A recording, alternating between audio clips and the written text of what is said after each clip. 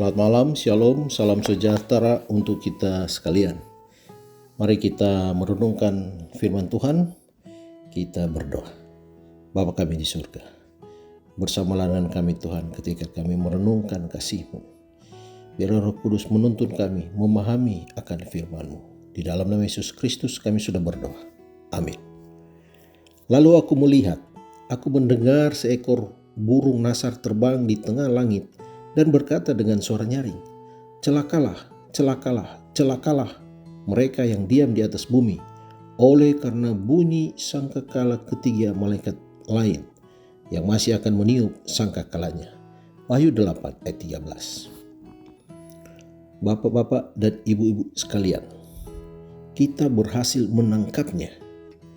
Paul Bremer menjelaskan kepada para jurnalis di Baghdad, disambut sorak-sorai orang-orang Irak yang ada di antara penonton. Tentara Amerika telah menemukan Saddam Hussein di sebuah ruang bawah kecil di sebuah rumah pertanian sejauh 10 mil di sebelah selatan kampungnya, Tikrit. Saddam adalah orang yang paling diinginkan dalam daftar buruan yang diterbitkan pemerintah Amerika. Tetapi dia tidak dapat ditemukan setelah Baghdad jatuh ke bawah penaklukan serangan Amerika 7 bulan sebelumnya.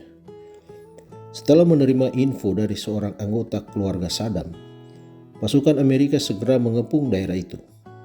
Mereka menemukan orang kuat Irak itu yang bertanggung jawab atas kematian ratusan ribu orang selama 24 tahun masa pemerintahannya yang mengerikan, berjongkok di lubang kecil di ruang bawah tanah yang kecil itu.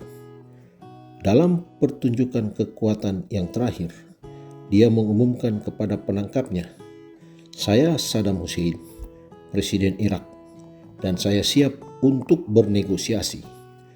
Dengan cerdik, seorang tentara Amerika dalam regu pasukan menjawabnya, "Salam dari Presiden George Bush." Saddam tampak tak terawat, berjanggut hitam dan putih. Keluar dari tempat persembunyiannya, terlihat bingung dan tidak dapat berkata apa-apa. Menurut Mayor Jenderal Raymond Odierno, tempat Saddam tinggal hanya terdiri dari 2 kamar kecil.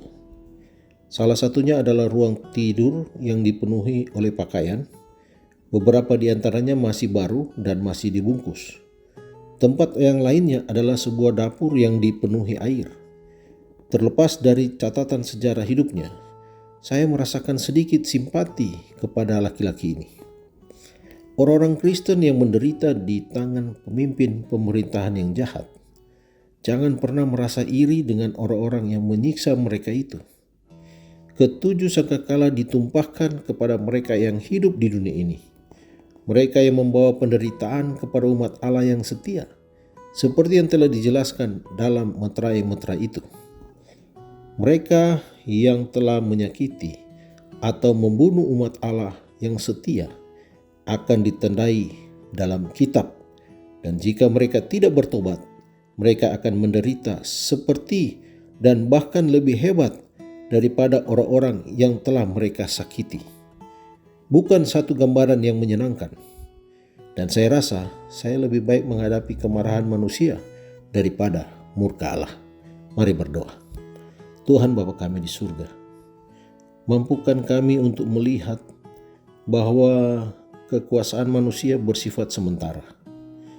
Begitu pula penderitaan yang ditimbulkannya.